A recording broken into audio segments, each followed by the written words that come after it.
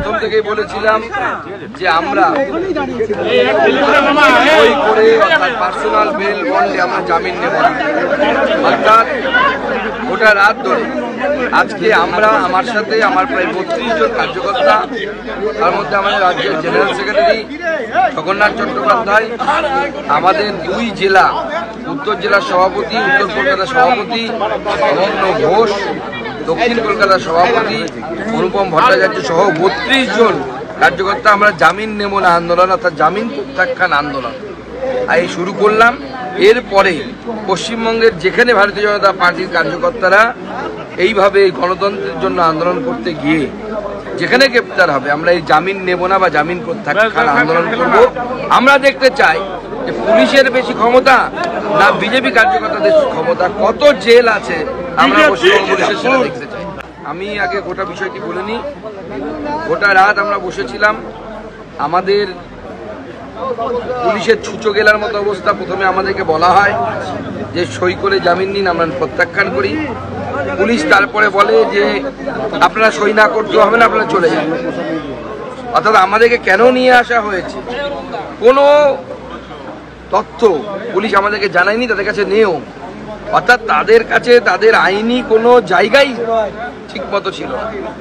শুধু তাই নয়, তার সাথে সাথে আমরা যখন বলি যে আমরা সই করব না এবং আমরা বলি যে কোর্টের সামনে আমাদেরকে পেশ করা হোক, আমরা কোর্টে গিয়ে বলবো, মহামান্য আদালতের কাছে বলবো যে পশ্চিমবঙ্গের পুলিশ যে সামান্য 2 পা হাঁটার মতো গণতান্ত্রিক অধিকার আমাদের রাখতে চাইছে না, আমাদের দিতে চাইছে না, পুলিশ সেই সাহস দেখায়নি। পুলিশ বলেন যে না, আমরা আপনাদেরকে কোর্টে নিয়ে যেতে পারবো না, আপনারা চলে যান। প্রশ্ন, তাহলে পুলিশ আমাদেরকে নিয়ে এসে 4-5 ঘন্টা বসিয়ে রাখলো কেন? কোনো উত্তর পুলিশ আমাদেরকে দিতে পারে। পুলিশের বিভিন্ন অফিসাররা এসেছে, এমনকি সকালবেলাও তারা আমাদের কাছে বারবার এসে জিজ্ঞেস করছিলেন। ভোর 4টের সময় জিজ্ঞেস করেছেন। গোটা রাত আমরা বসে কাটিয়েছি বেঞ্চের উপরে, আপনারা নিশ্চয়ই ছবি পেয়েছেন। আমাদের বাইরে থেকে খাবার ঢোকানোর কথা ছিল, খাবার আমরা নিয়ে এসেছিলাম, সেই খাবার ঢুকতে দেওয়া হয়নি। জলের পর্যাপ্ত ব্যবস্থা ছিল না। ওষুধের জন্য আমাদেরকে অনেক, আমাকে হয়তো করতে হয়নি, কিন্তু আমার কর্মীদেরকে ওষুধের জন্য কারো হাতে লেগেছে, তাকেও ওষুধের জন্য অনেকক্ষণ তাদেরকে লড়াই করতে হচ্ছে, তারপরে ওষুধ পেয়েছে। তাও খাওয়ার ওষুধ পায়নি তারা, খাওয়ার ওষুধ তাদেরকে ভেতর থেকে নিতে হয়েছে। এইরকম পরিস্থিতি, এখানে একটি অগণতান্ত্রিক পরিবেশ এখানে অবস্থান করছে। কিন্তু মা বোনেদের উপর যে ধরনের অত্যাচার হচ্ছে, কসবার ঘটনা শুধু বিচ্ছিন্ন তো ঘটনা নয়, একের পর এক মহিলাদের উপর অত্যাচার সন্দেশখালী থেকে শুরু করে সব জায়গায় হচ্ছে। এবং তারপরে 8 মাসের ব্যবধানে 2টি শিক্ষা প্রতিষ্ঠানের মধ্যে ভেতরে এই ধরনের রেপ, এবং একটিতে মার্ডার আর একটিতে রেপ বা গণধর্ষণের মতো ঘটনা ঘটল। কোথায় প্রশাসন? এরপরে একজন মুখ্যমন্ত্রী মুখ দেখাতে পারেন, তিনি সামনে আসতে পারেন এবং দাবি করতে পারেন আমরা এগিয়ে বাংলা মডেল চালাচ্ছি। এটা এগিয়ে বাংলা মডেল? তার লজ্জা করে না মুখ্যমন্ত্রী? যে তার মতো মহিলা মুখ্যমন্ত্রী হওয়া সত্ত্বেও তার দলের পদ নিয়ে, তার দলের নেতাদের সাথে ছবি তুলে এই ছেলেটি বা এই ছেলেগুলো 3 জন যাদের নাম এসছে, তারা এই ধরনের পাশবিক অত্যাচার চালিয়েছে। এবং যারা এই ধরনের পাশবিক অত্যাচার চালাতে পারে, মনস্তাত্ত্বিক এক্সপার্টরা বলবে আপনাদেরকে এটা তাদের প্রথম কাজ নয়। এরকম বহু মেয়ে শারীরিক শোষণ এরা করেছে, এবং সেই সমস্ত মেয়েরা হয়তো চক্ষু লজ্জার ভয়ে বা লোকলজ্জার ভয়ে বিষয়টি সামনে আনার মতো সাহস পায়। প্রত্যেকটি জেলায় জেলায় এই ধরনের কলেজের দাদাগিরি চলছে, ইলেকশন হয় না। আর সব থেকে অবাক লাগছে যে ছেলেটি, সে বলেছিল যে পদ পেতে গেলে কম্প্রোমাইজ করতে হবে, তার কথা, তার প্রতি লয়াল থাকতে হবে।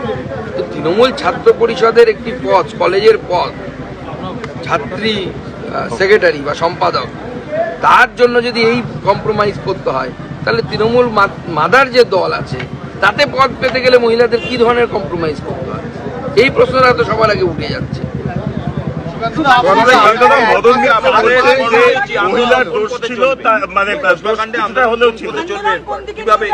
ভারতীয় জনতা পার্টি আজকেও আন্দোলন করবে। আজকে আমাদের মহিলারা জেলায় জেলায় মশাল মিছিল করবে, থানা ঘেরাও হবে।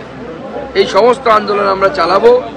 আমরা আগামীকাল সমস্ত জেলায় জেলায় কোথাও এসপি অফিস, কোথাও থানা ঘেরাও, এই সমস্ত আন্দোলন হবে এবং তার সাথে ভবিষ্যতে আমাদের আন্দোলনের রূপরেখা আমরা ঘোষণা করব। আমরা ছেড়ে দেব না। মমতা বন্দ্যোপাধ্যায় যদি ভাবেন যে ওনার মৌরুষি পাট্টা হয়ে গেছে, ওনার জমিদারি হয়ে গেছে, এই জমিদারি আমরা চলতে দেব না। আজও আমরা শেষ পর্যন্ত আমাদের দাবিতে অনড় থেকেছি। পুলিশ বাধ্য হয়েছে আমাদের দাবি মানতে। আমরা বেল বন্ডে সই ছাড়া বেরিয়েছি এবং পুলিশ আমাদেরকে পরে বলেছে 5 আইন কেস দেওয়া হয়েছে, আপনারা বেরিয়ে যান। কিন্তু আমরা আমাদের শর্ত মতো বেরিয়েছি, আমরা আমাদের কথা মতো বেরিয়েছি। পুলিশকে আরও একবার ভারতীয় জনতা পার্টির দাবির সামনে মাথা নত করতে হলো।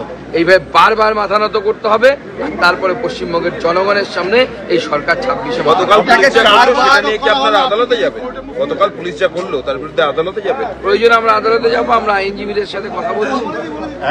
এক মাসে 4 বার আপনাকে এইভাবে ডিটেইন করা হলো, অ্যারেস্ট করা হলো। না, তার পরিপ্রেক্ষিতেই তো কালকের প্রতিবাদ। গোটা রাত আমরা বেঞ্চের উপর দাঁড়িয়ে এই প্রতিবাদটা করলাম কেন? শুধু গ্রেপ্তার নয়, তার সাথে আমাদের মা বোনেদের উপর এই যে একের পর এক ঘটনা ঘটছে। যখন সরকার ঘুমিয়ে থাকে, যখন মুখ্যমন্ত্রী ঘুমিয়ে থাকে, যখন পুলিশ ঘুমিয়ে থাকে, তখন কাউকে না কাউকে জাগে। সেই জাগার কাজটা আমরা শুরু করেছি। গোটা পশ্চিমবঙ্গবাসীর কাছে আবেদন থাকবে, আমরা সবাই মিলে আসুন, জাগি, রাত জাগি, তবে এই বাংলাকে বাঁচাতে পারবো, এই পশ্চিমবঙ্গকে বাঁচাতে পারবো, পশ্চিমবঙ্গের মা বোনেদেরকে বাঁচাতে পারবো। নচেত এই পশ্চিমবঙ্গের অবস্থা মাননীয় মুখ্যমন্ত্রীর নেতৃত্বে আরো খারাপের থেকে খারাপ। রাজ্যের বিধায়ক বলছেন যে ওই মহিলা তখন কেন গেছিল এই সময়, তাই অভিযুক্তরা নিয়ে গেলে এই ঘটনা ঘটতো না, তাই অভিযুক্তরা সুযোগ নিয়েছে। এখন মদন মিত্র থেকে শুরু করে যে সমস্ত তৃণমূলের সাংসদ বিধায়করা এই ধরনের মন্তব্য করছে, তাদেরকে বলুন জনপ্রতিনিধির কাজ বাদ দিয়ে সাদা গেরুয়া সবুজ যে বসন ঘটনা দিচ্ছে, বসন করে বাবা সেজে প্রবচন দিতে বলুন, ভালো লাগবে। মহিলারা কি করবে, ছেলেরা কি ধরনের পুরুষ পরবে, কতখানি ঘোমটা দেবে বা বোরখা পরবে, এই সমস্ত ইয়ে দিতে বলুন, বাবা সেজে কাজে দেবে। জনপ্রতিনিধিদের এটা কাজ না তো, তার কাজ হচ্ছে আইন শৃঙ্খলা ঠিক আছে কিনা সেইটার ব্যাপারে প্রচেষ্টা করা। মেয়েটি বান্ধবী নিয়ে কলেজে যাবে না যাবে, তাই হয় নাকি? মদন মিত্রের বাড়ির মহিলারা সবসময় কি বান্ধবী নিয়ে ঘুরে বেড়ান নাকি? হয় যেরকম করেন।